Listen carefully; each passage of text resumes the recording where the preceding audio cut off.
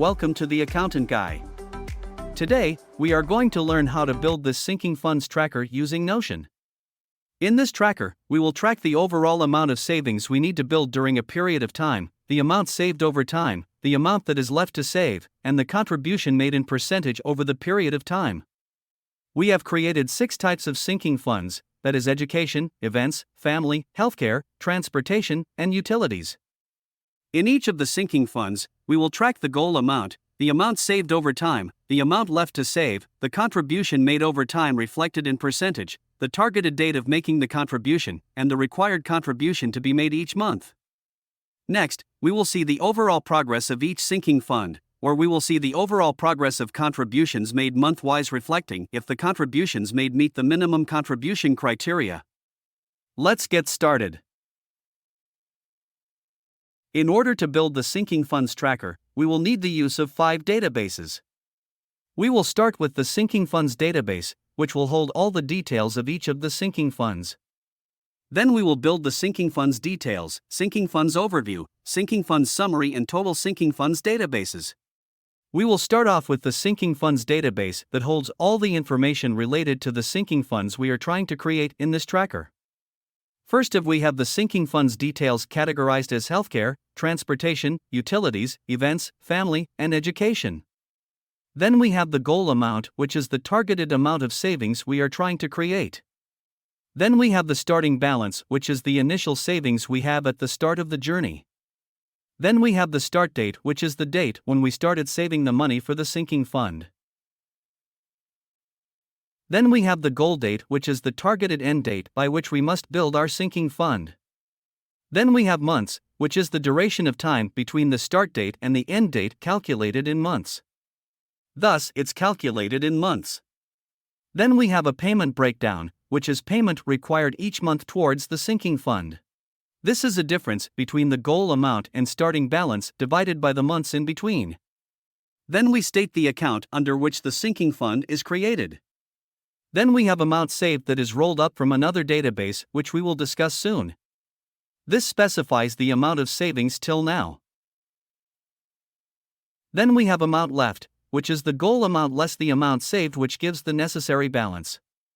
Thus this states the balance amount required to contribute to the sinking fund.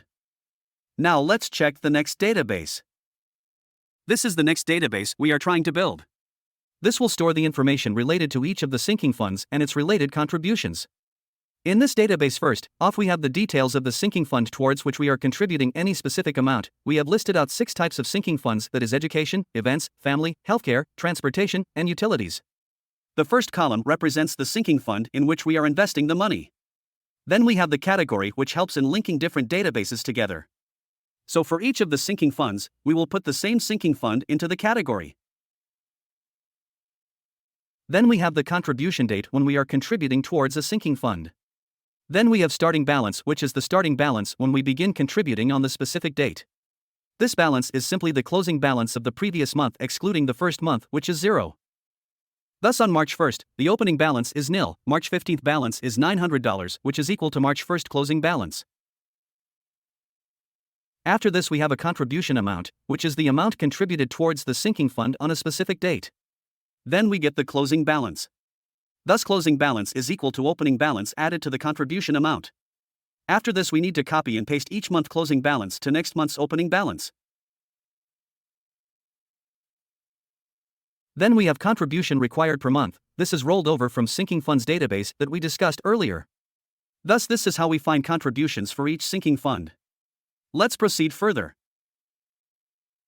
Next up we have sinking funds overview, which gives a complete overview of all types of sinking funds created so far. Here we have the goal amount, that is the targeted sinking fund we are looking for. Then we have the amount saved, which indicates the total contribution made so far for all types of sinking funds. Then we have the amount left, which indicates further contribution is required towards the sinking funds. This is essentially the goal amount less the amount saved. Then we have the targeted savings, which is the minimum contribution required each month rolled up from other database. Then we have contribution in percentage, which is the total amount saved divided by the targeted amount. Then we have the goal date by which we should have the sinking funds. Let's proceed further. Next up, we have the sinking funds summary, which indicates the targeted goal amount, the amount that is saved so far, the amount left to contribute further, the contribution made in percentage, the targeted goal date, and the contribution required for each month for each of the individual sinking funds calculated earlier. Here we have done the calculations for healthcare. All the respective amounts are rolled up from the earlier databases we discussed so far. This helps to create a summarized form of the entire tracker we created so far. Let's proceed further. Finally, we calculate the total values of all the sinking funds combined together. So here we calculate the targeted sinking funds contribution, the amount saved, the amount left, and contribution in percentage for all sinking funds combined. So this is the sum total of all the sinking funds combined so far. The contribution in percentage is equal to the total contribution divided by the targeted amount. All these values are calculated by rolling up the respective values from the previous databases we discussed so far. Now we have covered the discussion on all the sinking fund databases that we needed to build. Let's look at the primary dashboard. First up, we have the summary section, which indicates the goal amount, the amount saved, the amount left, and the contribution in percentage. This is sum total of all sinking funds added together. This is linked to the total sinking funds database set out in gallery view. Then we have sinking funds overview, giving an overview of all 6 types of sinking funds.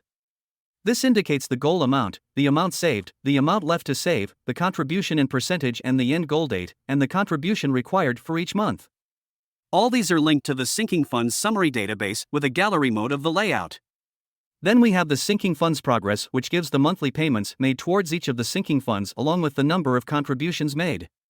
If any contribution for any month exceeds the minimum contribution required for each month, then it shows a green tick, and if it doesn't meet the minimum contribution required, then we have a red crossover here. These are linked to the individual sinking funds details database set out in a listicle format. We have completed building the Notion Sinking Funds Tracker. If you like to download the template, the link is available in the description.